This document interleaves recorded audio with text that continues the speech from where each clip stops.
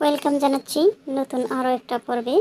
আজকের পর্বে রয়েছে আঠা দিয়ে আর একটা মাত্র ডিম দিয়ে রসে ভরা পাকন পিঠা।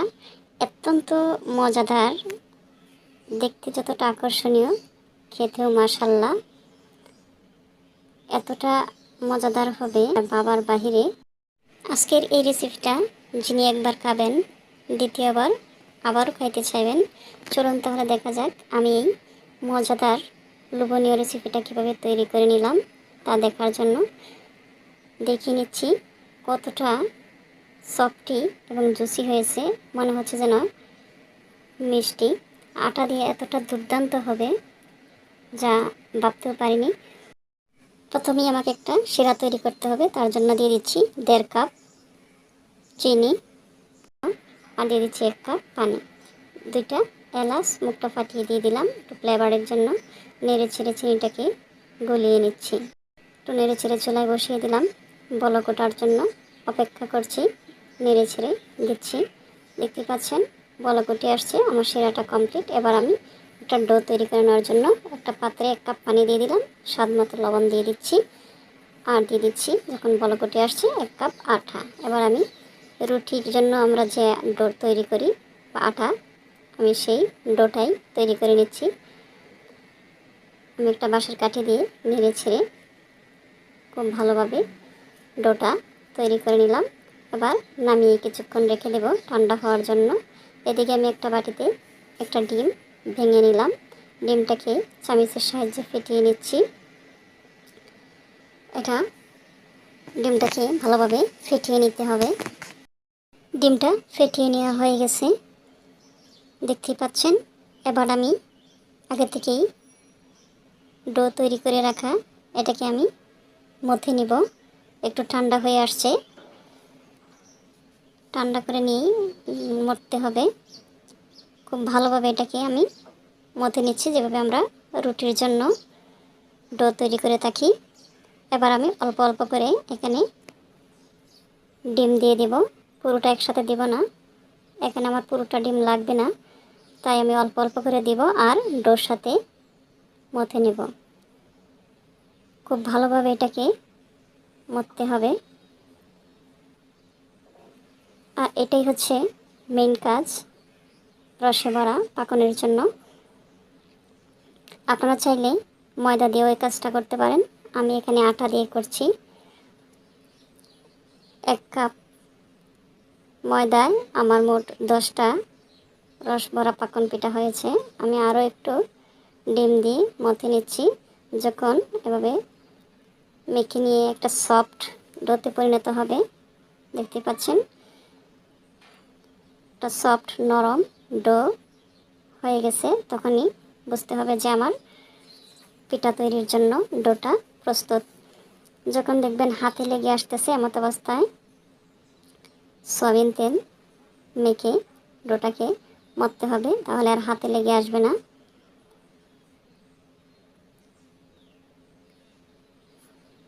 আমি যে পাত্রে ডোটা তৈরি করেছি সেই পাত্রেই মথে নিলাম, আপনারা চাইলে অন্য পাত্রেও মথে নিতে পারেন। এবার কিছু পরিমাণ বেকিং পাউডার দিয়ে দিচ্ছি, এটা মূলত পিঠাটাকে ফুলতে সাহায্য করবে।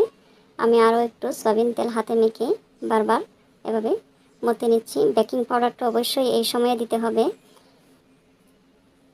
আগে দেওয়া যাবে না, তাহলে পিঠাগুলো ভালো ফুলবে না, বেকিং সোডাটার কাজ করবে না। একটু সময় নিয়ে ডোটাকে মথতে হবে। এবার আমি পুরো ডোটাকে সমান ভাগে ভাগ করে নেব। আমি এখানে যে পরিমাণ ডো তৈরি করেছি তার থেকে মোট 10টা পিঠা হবে, আমি 10টা ভাগেই ভাগ করে নিলাম যেন সবগুলাই সমান হয়। এবার আমি হাতের সাহায্যে গোল মিষ্টির মতো তৈরি করে একটু চ্যাপ্টা করে নিচ্ছি, দেখতে পাচ্ছেন হয়ে গেল আমার একটা। তারপর আমি ডিজাইন করতে চলে যাব। এখানে আমি চতুর্ভুজের মতো একটা করেছি, পাতার মতো একটা ডিজাইন করেছি এবং ত্রিভুজের মতো একটা করে নিলাম। এভাবে এক একটা এক এক রকম শেপ দিয়ে আমি আগেই তৈরি করে নিয়েছি। এবার আমি একটা হাতের তালুতে নিয়ে গোল একটাকে আমি একটা চাকুর পিছন অংশটা দিয়ে এভাবে দাগ কেটে নিচ্ছি। এটা বলার কিছু নেই, দেখে বুঝে নিতে হবে। এই কাজটা মূলত আমি টুথপিক এবং এই চাকুর সাহায্যেই ডিজাইন করে নেব। খুব ঝটপট ইজিলি এই পিঠাটা যে কেউ তৈরি করতে পারবে। ছোট বড় যে কোনো দিনও পিঠা তৈরি করে নাই তার পক্ষেও এই পিঠাটা তৈরি করা সম্ভব হবে। এবার টুথপিকের সাহায্যে মাঝে মধ্যে একটু আমি দাগ টেনে নিচ্ছি। ডিজাইনটা যদিও খুব সুন্দর হয় নাই, তারপরেও দেখতে অনেকটাই আকর্ষণীয় হয়েছে। আবার আমি একটু হাতের সাহায্যে সাইডগুলোকে চেপে চেপে পাতার মতো, ফুলের পাপড়ির মতো একটু ডিজাইন করে দিচ্ছি। পুরো সাইডটাই আমি এভাবে ডিজাইন করে নেব। আমার ডিজাইনগুলো যদিও আকর্ষণীয় হয় নাই, তো আপনারা আশা করি যারা তৈরি করবেন আমার চেয়েতেও ভালো এবং সুন্দর ডিজাইন তৈরি করতে পারবেন। হয়ে গেল আমার একটা পিঠা। আমি এবার পাতার মতো যে একটা শেপ দিয়েছি সেটাকেও আমি একটা ডিজাইন করে নেব। এই পিঠাটা খুব সহজে এবং খুব তাড়াতাড়ি তৈরি করে নেওয়া যায়। এবার আমি পাতার মতো যে একটা শেপ দিয়েছিলাম এটাকেও চাকুর সাহায্যে এভাবেই হালকা ডিজাইন করে নিচ্ছি। দেখতে পাচ্ছেন দুইটা সাইডকে আমি এভাবে একটু হাতের সাহায্যে চোকা করে দিয়ে এভাবে টুথপিকের সাহায্যে আমি একটু চেপে চেপে কিছুটা ডিজাইন করার চেষ্টা করছি। তো এক এক রকম করে এভাবেই তৈরি করে নিব। আপনারা আশা করি আমার চাইতেও দুর্দান্ত ডিজাইন তৈরি করতে পারবেন। হয়ে গেল আমার আরও একটা পিঠা তৈরি করা। এবার এই পাশটা একটু গোল শেপ দিয়ে দিচ্ছি, তাহলে একটু দেখতে আরও সুন্দর লাগবে। ফাইনালি কমপ্লিট এই পিঠাটাও। এবার চতুর্ভুজের মতো যে আমি শেপ দিয়েছিলাম এটাকেও একটু ডিজাইন করার চেষ্টা করছি। আর সবগুলা পিঠাকে আমি এভাবে চাকু এবং টুথপিক দিয়েই ডিজাইন করে নিলাম। এবার এটাকেও টুথপিক দিয়ে ফাঁকে ফাঁকে এরকম দাগ টেনে দিচ্ছি।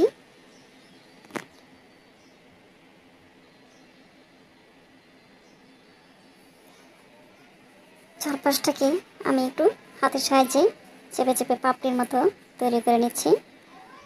ফাইনালি আমার আরেকটা ডিজাইনের পিঠা ডান।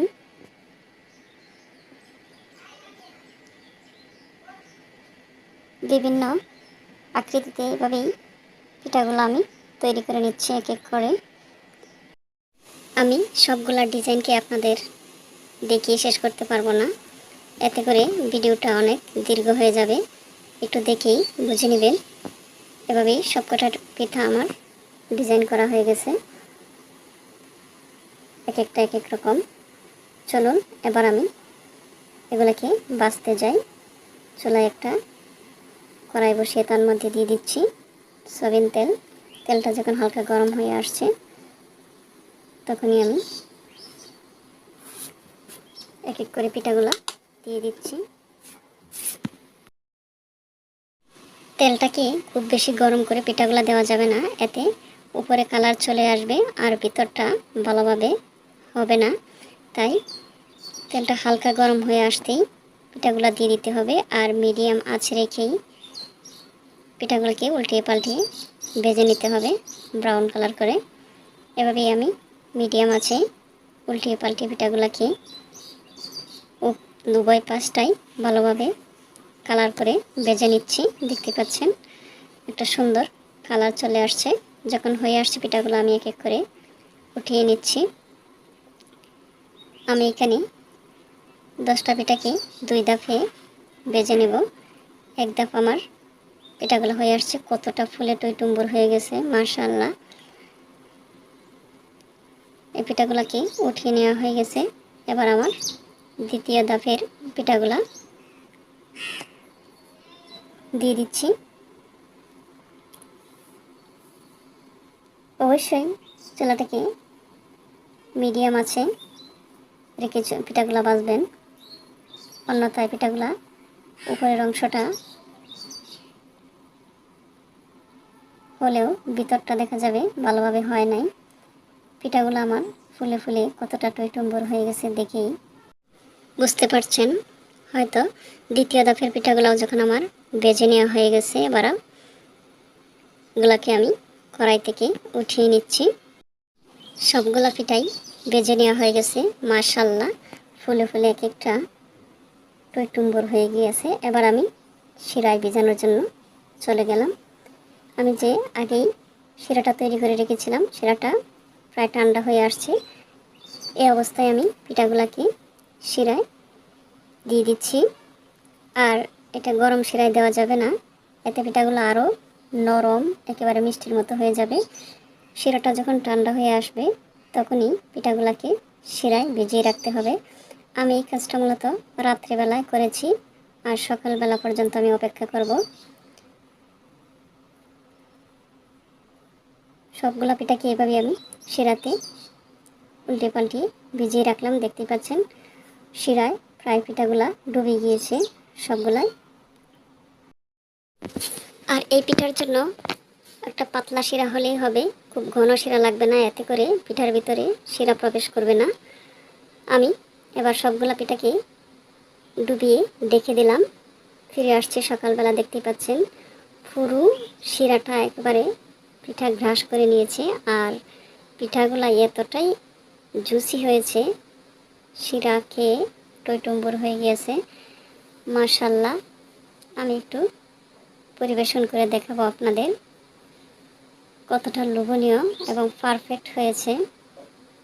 এটা আপনারা বাসায় একবার হলেও তৈরি করবেন, তাহলেই এই পিঠার আসল স্বাদ এবং টেস্টটা নিতে পারবেন।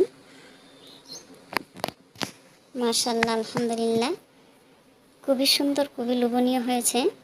অত্যন্ত পারফেক্ট একটা মজাদার পিঠা, যা কেউ খাইলেই সেই পিঠার প্রেমে পড়ে যাবে। দেখতে পাচ্ছেন এখানে 1 চামচের মতো আমার শিরা রয়ে গেছে, আর বাকি পুরোটা শিরাই পিঠা গ্রাস করে নিয়েছে। কতটা জুসি হয়েছে আর সফট হয়েছে আমি একটু কেটে দেখাচ্ছি। এটা না তৈরি করলে কেউ বুঝবেন না। দেখেন পুরো একেবারে মিষ্টির মতো হয়ে গেছে, ভিতরের অংশটাও এতটা সফট এবং নরম হবে যা আমি বুঝতেও পারিনি। ফাইনালি আমার কমপ্লিট, খাবারের জন্য প্রস্তুত পিঠাগুলো। এভাবে আপনারাও একবার হলে ট্রাই করবেন। ভিতরটা যেমনি সফট হবে, খেতেও মাশাআল্লাহ দুর্দান্ত, একেবারে মিষ্টির মতো মনে হচ্ছে। দেখেন আমি একটু ভেঙে দেখাচ্ছি। আজ এ পর্যন্তই, আল্লাহ হাফেজ।